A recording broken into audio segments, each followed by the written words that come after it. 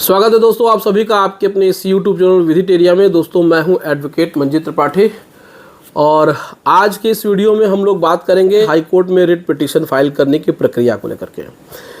आज हमारे पास एक केस आया है जिसमें कि एक हमारे व्यूअर हैं, उन्होंने हमारी वीडियो देखी और हमारी वीडियो देख करके उन्होंने हमसे व्हाट्सएप पे संपर्क किया और हमसे कुछ अपने केस के बारे में उन्होंने डिस्कस किया।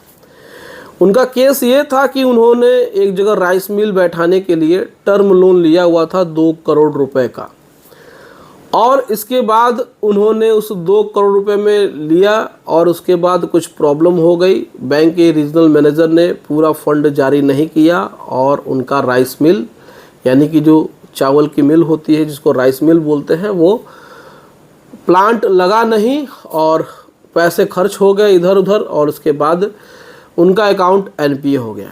जब अकाउंट एनपीए हो गया तो फिर वही बैंक ने उनके ऊपर 13(2) की नोटिस सरफेसी अधिनियम की धारा 13(2) के अंतर्गत नोटिस इशू किया। उन्होंने 13(3) का जवाब दिया या नहीं दिया, उन्होंने कोई रिप्लाई दिया नहीं दिया, इसके बारे में उन्होंने नहीं बताया। फिर 13(4) हो गया, उसके बाद डीएम ऑर्डर भी हो गया। आनन फानन में वो भाग करके इलाहाबाद हाई कोर्ट पहुँचे और उन्होंने अपने एडवोकेट के माध्यम से एक रिट फाइल किया। अब यहाँ पर जब उन्होंने रिट फाइल कर दिया तो उसके बाद उनके एडवोकेट ने वो रिट फाइल करने के बाद जब पैरवी में गए तो उन्होंने जज साहब को कुछ बातें बताई तो जज साहब उनकी बातों को कुछ उन्होंने सुना और कुछ नहीं सुना और ऑर्डर कर दिया 25% सबमिट करने के लिए पैसा।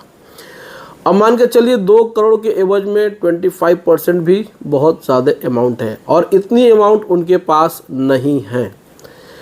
अब हम लोग का टॉपिक यहाँ से शुरू होता है, ये हमने आपको केस का ब्रीफ कर दिया। देखिए जब भी आपके पास पैसा नहीं है तो आप हाई कोर्ट में रिट फाइल मत करिए, क्योंकि हाई कोर्ट के जो जज होते हैं वो बिल्कुल भी आपके ऊपर मर्सी नहीं करते हैं, आपके ऊपर वो दया भाव नहीं दिखाते हैं। वो कहते हैं कि चलिए आपकी प्रॉपर्टी ऑक्शन नहीं होगी, उस पर डीएम का पोजीशन नहीं होगा, लेकिन जो ऑर्डर हम कर रहे हैं वो आपको उस फॉलो करना पड़ेगा। अब 50 लाख रुपए का ऑर्डर उन्होंने कर दिया विदिन 4 वीक्स में, यानी 4 हफ्तों के अंदर में 50 लाख रुपए आप जमा करिए और उसके बाद 4 इक्विटेबल इंस्टॉलमेंट का उन्होंने एक पीरियड बना दिया कि आप 4 इंस्टॉलमेंट में 4 महीने में पैसा पेमेंट कर सकते हैं। अब ये रिलीफ मिल रहा है हाई कोर्ट से, तो आपके पास पैसा नहीं है और आप लोग बिना सोचे समझे हाई कोर्ट में रिट फाइल कर दे रहे हैं तो इससे भी आपको नुकसान होगा।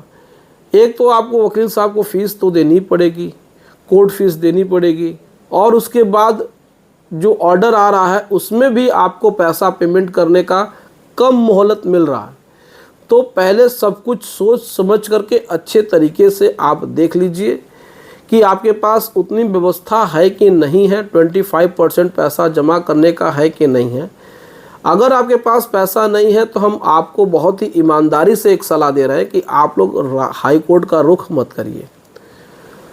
आप लोग के पास अगर 25% नहीं है तो फिर आप लोग इससे बैंक से ही डील करिए, नहीं तो आप लोग वहाँ जाएंगे, ऑर्डर आपके अगेंस्ट में हो जाएगा और उसके बाद आपकी रेमेडी भी ख़त्म हो जाएगी, तो दिक्कत परेशानी तो हो जाएगी। इसीलिए मैं बार बार अपने वीडियो के माध्यम से आप सभी को सही ज्ञान देने की कोशिश करता हूं, आप सभी को सही इन्फॉर्मेशन देने की कोशिश करते हैं कि देखिए हाई कोर्ट के पास आप जाएंगे तो वो पूरे पैसे में वो डील करेंगे, आपको 25% पैसा जमा करना ही पड़ेगा, आपको मोहलत भी कम मिलेगी, दिक्कत परेशानी आप सभी को हो जाएगी। तो इसीलिए हाई कोर्ट में रिट पिटीशन फाइल करने से पहले 100 बार सोचें तब जा कर के आप रिट पिटीशन फाइल करें, अन्यथा इस तरीके से आप रिट पिटीशन फाइल कर देंगे तो कोर्ट आपको जल्दी सुनेगी नहीं और सुनती भी है तो आपको रिलीफ इसी तरीके से देगी कि आपको 25% पैसा देना पड़ेगा। ये सच्चाई है, चाहे कोई कुछ भी कह ले कि नहीं हम इसमें 25% नहीं जमा होने देंगे, चाहे ये है चाहे वो है, तो आपको नुकसान हो जाएगा। देखिए बहुत ही एक्सपीरियंस के साथ हम आपको ये सारी बातें बता रहे हैं, ये बातें आपको बहुत जल्दी आसानी से नहीं पता चल पाएंगी।